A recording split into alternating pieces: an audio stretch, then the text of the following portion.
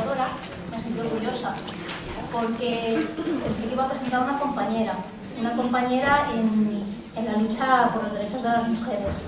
Como responsable de los programas de Mujer Movimiento por la Paz, también en España participamos en esa lucha que todas y todos los que estamos aquí estoy convencida de que hacemos día a día.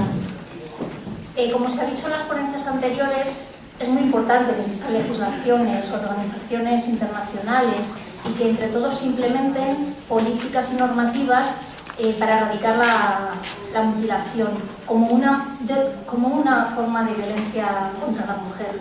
Tanzania, si no me he informado mal, ratificó en el 2007 el protocolo a la Carta Africana de los Derechos Humanos y de los Pueblos sobre los Derechos de la Mujer en África, obligándose, como se ha dicho anteriormente, a proteger a niñas y mujeres frente al riesgo de sufrir la mutilación genital femenina.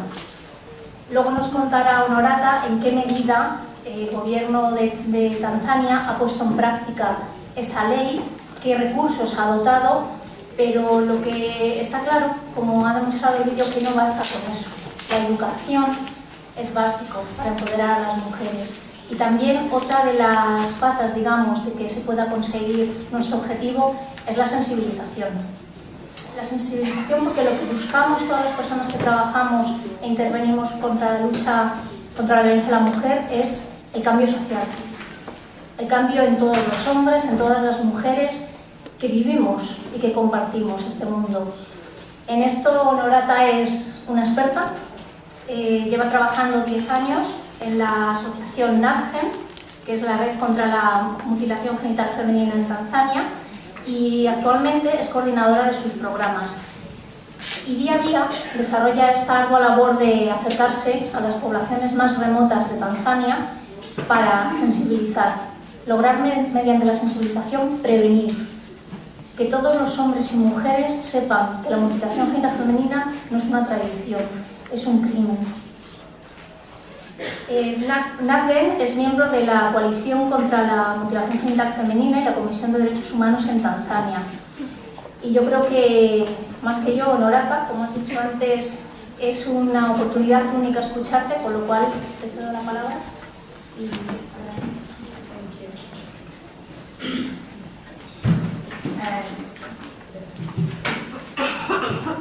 Good afternoon.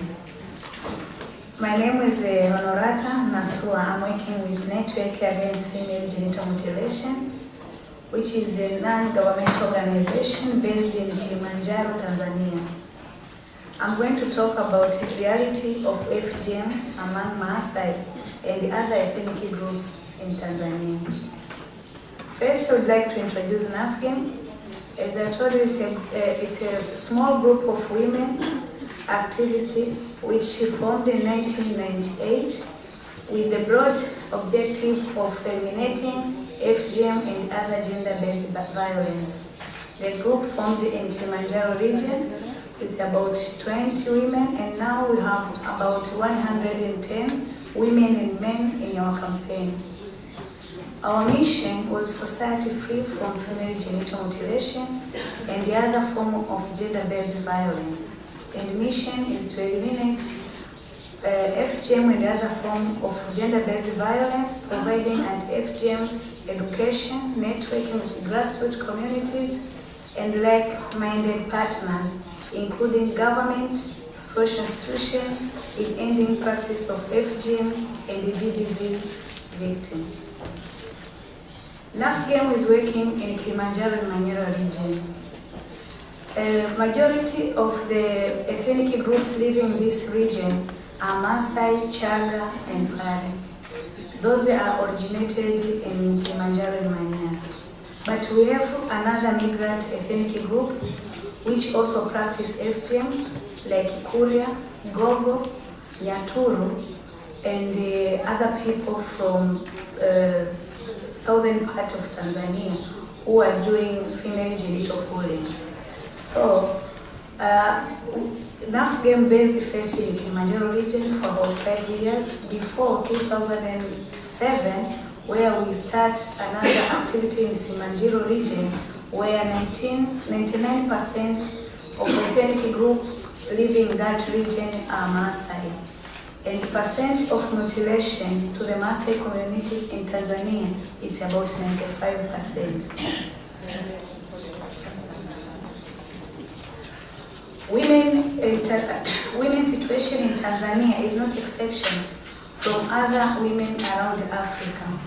Culture determinant detect status and lifestyle of most women and children in my country.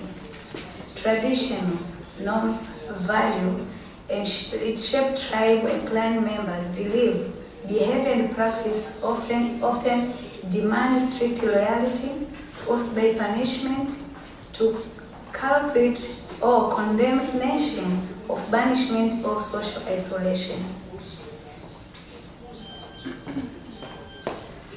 In Tanzania, in general, there is 4 types of female genital mutilation.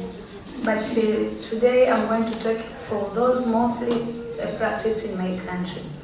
We have type 1, which is suna, which involves partial or total removal of the clitoris, prepuce, and normally it's called clitoridectomy. This is practiced by Chaga, Gogo, Nyaturu, and other people think that they modernize and they do a little bit. They practice this clitoridectomy, but all in all, we believe anything concerning injury of genital part is female genital mutilation. Type 2 involves partial or total removal of the clitoris and the labia minora, with or without excision of labia majora.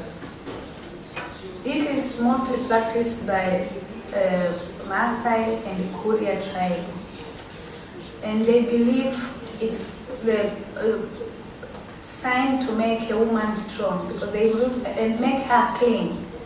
Because a woman with clitoral labia, they think that she's a dirty woman. She's not a clean woman.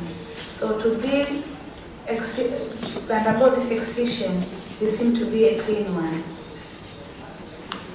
Type 3 is not practiced in Tanzania, which is infibulation. Narrowing of the vaginal orifice with creation of covering seal by cutting, stitching, labia minora or labia majora, with or without excision of clitoris or infibulation. This is not practiced by Tanzania, but according to the research done to the hospital, most of the immigrants coming from the Horn of Africa, Eritrea, Ethiopia, Somalia, or South Sudan have practiced this one. Type 4, according to WHO, is unclassified. It involves pricking, piercing, incising of the genital parts. In Tanzania, we have tribes around the border of Rwanda and Burundi, and part around Mozambique border. They do female genital pulling. They use traditional herbs, traditional medicine. Since you are a baby, your mother pull your clitoris out and labia to make it longer. All this is to make husband be happy during sexual intercourse. They believe a woman with long clitoris is good during sexual intercourse and make a man happy. There's a lot of complication caused by female genital mutilation. We have short-term and long-term complication. Apart from severe pain, bleeding, shock, cause of fistula, keloid formation, sexual transmission, infection, pain during sexual intercourse, also this is caused by female genital mutilation. Apart from that, I think we all see the film from Tasaro. It's also happened in Tanzania. Female genital mutilation promotes early marriages and early pregnancies. A lot of young girls in our society, especially society which practice FGM, lack chance to go to school or to have their dream to become someone in the society by this early marriage. When you are being cut, it's a ticket for you to go to your husband. So another big effect now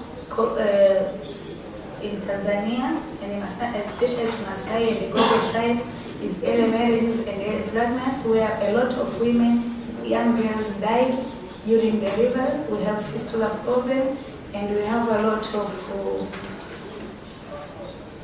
girls that psychologically are not happy. Psychologically, they feel that they are not a complete women after missing education, arranged marriage, because they are not choose this husband. They are forced to get married to the husband which are chosen by their parents.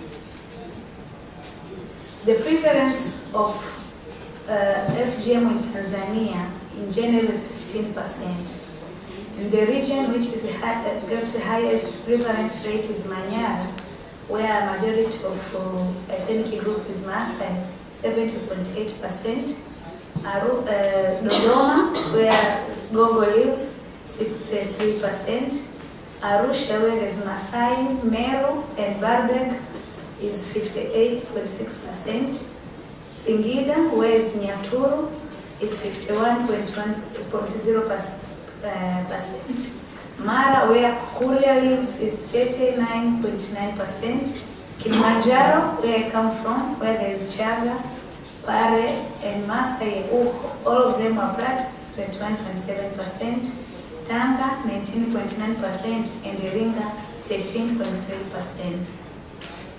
The age of FGM in Tanzania varies from one ethnic group to another. Normally, it's the practice which done to prepare a woman to become someone's husband, to prepare for marriage. But now, because of sensitization and the awareness rising, we do in schools by doing camps, empowering girls to say no to FGM through the support of Equality Now and other organizations. Girls started to run away. Girls started to do dialogue with their parents about this practice, and now parents start to cut the baby at the age of 5, even a month, for them to escape the law, because they understand if this girl go to school, then it's easy for this case to be reported to the police or to the teachers. And there is a law in Tanzania against female genital mutilation. So they cut them when they are the baby, without the baby notice. And in my country, it's not easy for someone to, especially local school, to be taught about genital part of your body. We don't have enough teacher, we don't have enough teaching material. So someone can be happy without knowing that clitoris or labia are not there.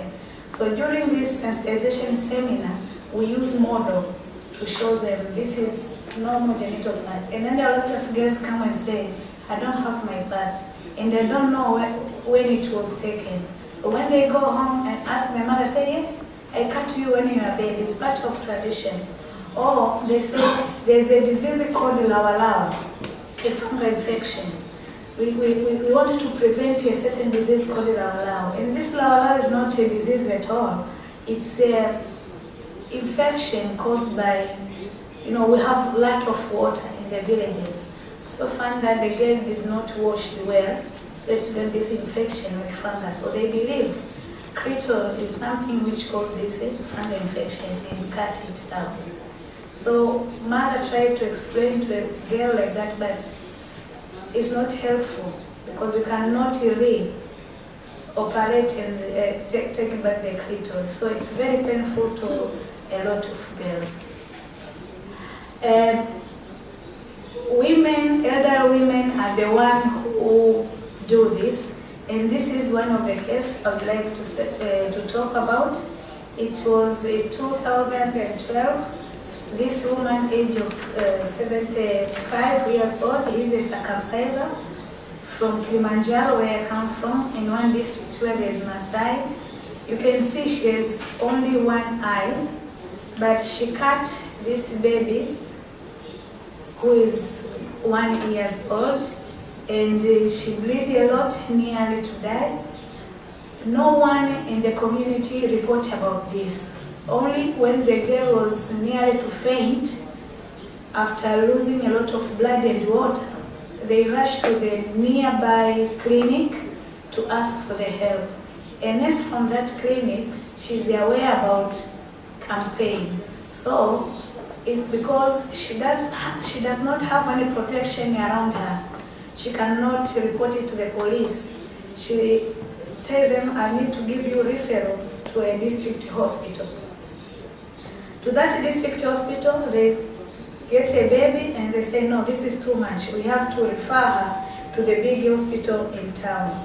But no one at that time reported the issue. Only one member of NAFGEM, who is a nurse, called us and said, please rush to a certain hospital. There's a referral of 1 year old who has been cut. We have to follow this case. So we went to the hospital and we found the mother of the baby, she's 15 years old.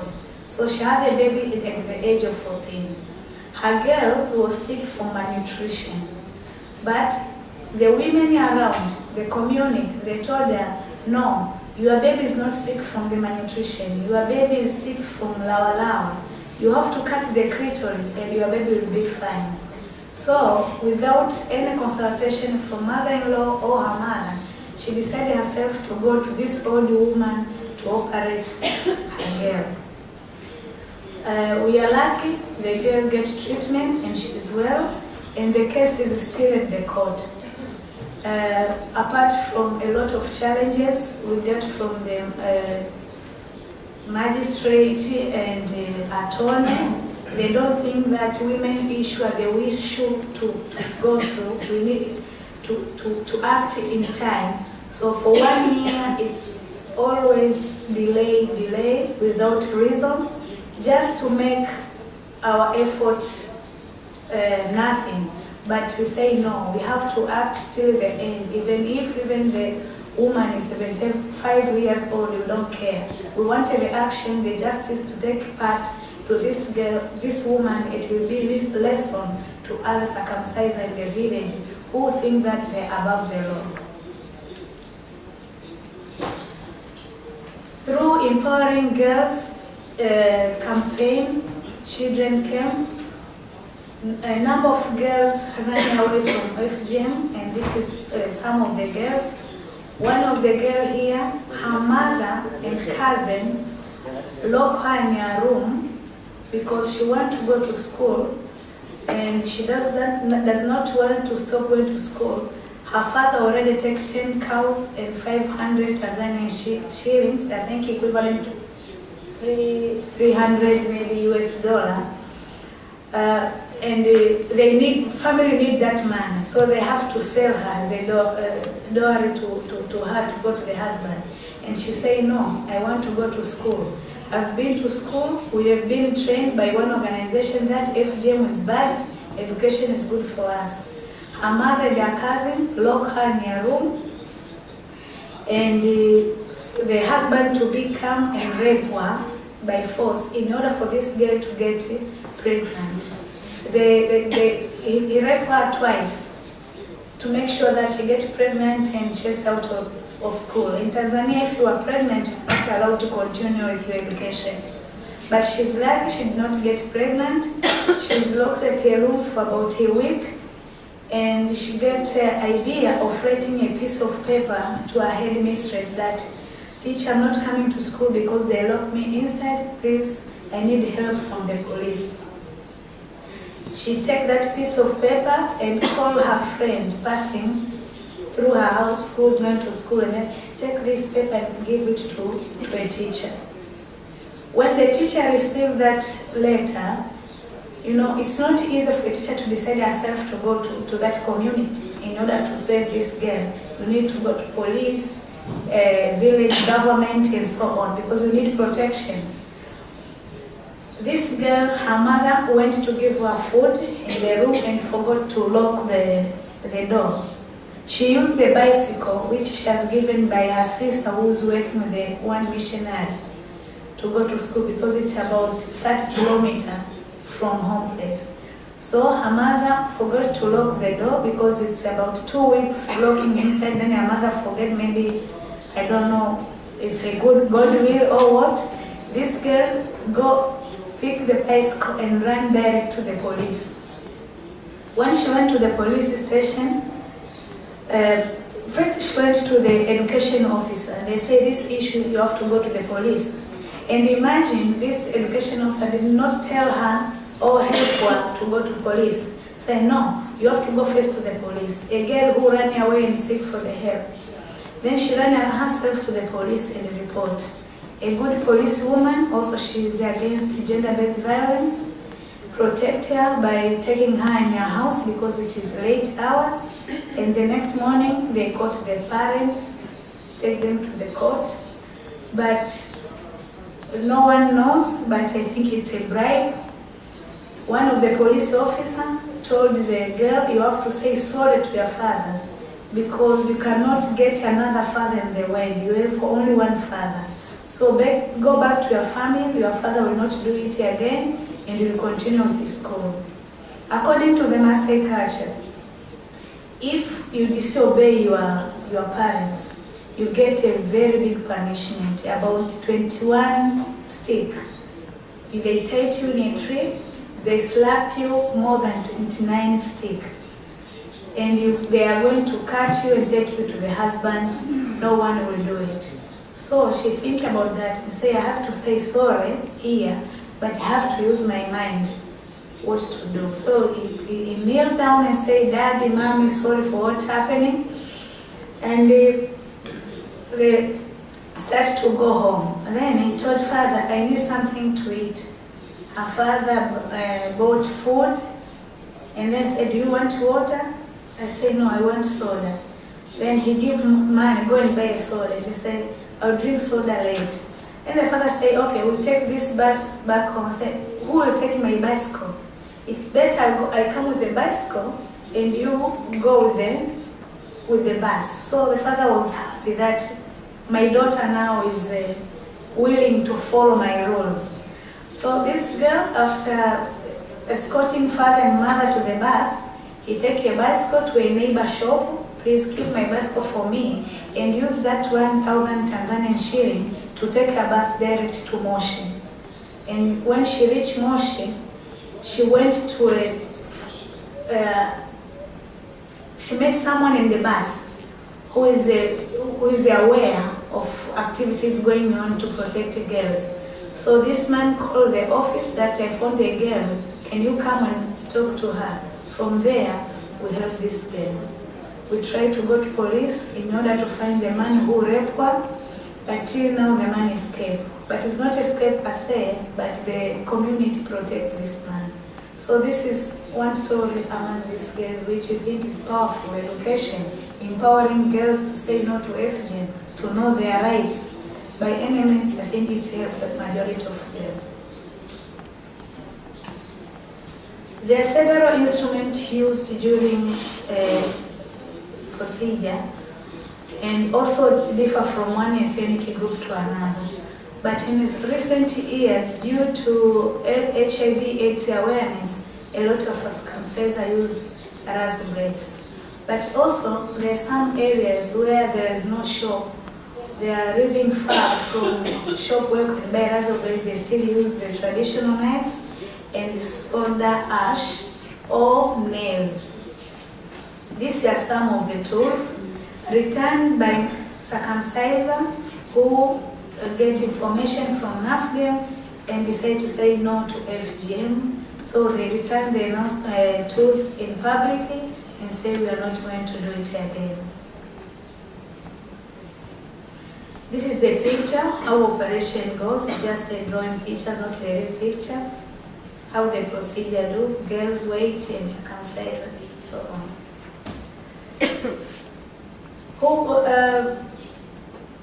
Reason for performing female genital mutilation. Also, this differ from one place to another, but most of our ethnic groups believe that it reduces sexual drive of a girl. It makes a girl to wait till she got married, not to run from men to men, not to have sex before marriage. It is being considered a sense of maturity and increased prospects of getting husband. When you are cut in some tribe, your parents get a much dowry, a lot of money or cows, because you are a woman, a real woman, and a strong one, because the painful, you got through operation make a strong woman to suffer any problem during a womanhood. Girls who are cut are valued and huge dollars are paid to them. Some people believe that unmutilated girls are infertile. You cannot have child if you are not cut. Also, girls who are not being mutilated, they are stigmatized and not allowed to participate in some community activities or to share items with mutilated girls. Yes, this has happened, and sometimes when you go to fetch firewood or water and you are not cut, other girls say they have names. They are calling themselves from one tribe to another. We cannot share with you anything, cannot talk with you. You are not part of us. Even your age mate of 17 or 19, they regard you like 5 or 1 years old because you are not cut. So they cannot talk to you. So this makes other girls to force their parents that they want to do it. Or sometimes they wait when the procedure is going to other girls, they go there and start to cry, I want to do it. And if you go, according to the Maasai tribe, the goat skin was put down and the girls are circumcised, and for example your parents did not want to cut you, you can jump to that skin and you cannot go without cut, even if your father are not prepared for ceremony, but they are going to cut you. This has happened in Simanjiro in 2011, but we did not manage to get them because they ran to another place and they did not want to give us a proper information. They believe that it prevents the rawa. I think I already talked about fungal infection. The work of NAFGIM depends in 4 pillars. First is grassroots and community-based activities. In this, we give awareness to the community by showing them the video about effect of female genital mutilation, the right of girls, especially education right. So we go to the village, we conduct seminars, we show them the movie, we teach them by using the model and so on. We also conduct seminars with traditional leaders and village leaders because traditional leaders hold a big part of decision to African community. When they decide that this has to be happen, it will happen. Government leaders, they are useful because something like FGM, there is a law. So government leaders are useful in our campaign and they need to be trained so that they can protect their girls through this knowledge of law and other effect. We organize seminar with ex-circumciser, women who used to be traditional birthday attendant or circumciser. So we organize seminars in order to empower them, sometimes economically, by giving them small amount of money to start small business. This will prevent them to depending on the money given by the parents during the operation because they pay from 20,000 Tanzanian shilling to 30. It depends on the place and the circumciser.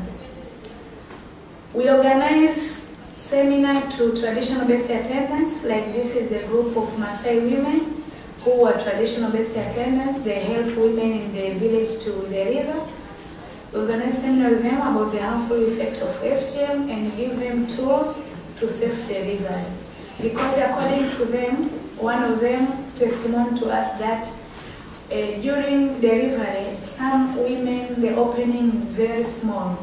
So she used her nail to increase the way in order for the baby to pass.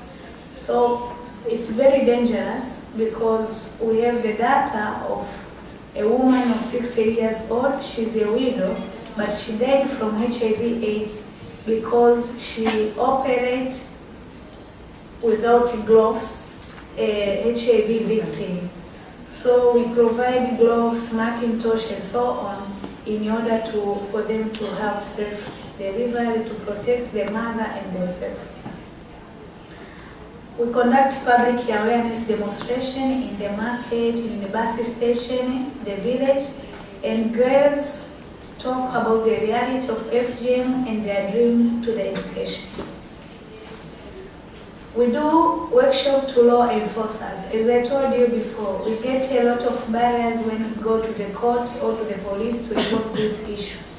So we try to organize seminars with law enforcers in order to tell them the truth about FGM and the law, because most of them does not know about the law. So we need to tell them there is a law in Tanzania and you have to act this way. Seminar is circumciser. This group of circumciser, we have given their names by traditional leaders and traditional leader and government leaders. So we conduct seminar with them. We also have house-to-house sensitization seminar, and we use the drama groups, seminar to elders, young mother seminars. Yeah. So NAFGAM is working these pillars. We also have radio program. Apart from all, we are lucky that there is a lot of success and achievement, because now FGM is a public agenda. People can talk, men and women. Before it was like a taboo. You cannot talk something like that in the public. Even during sensitization seminar, you need to separate men alone and women alone. At least now, people can talk, people can discuss. Information will help. And thank you very much.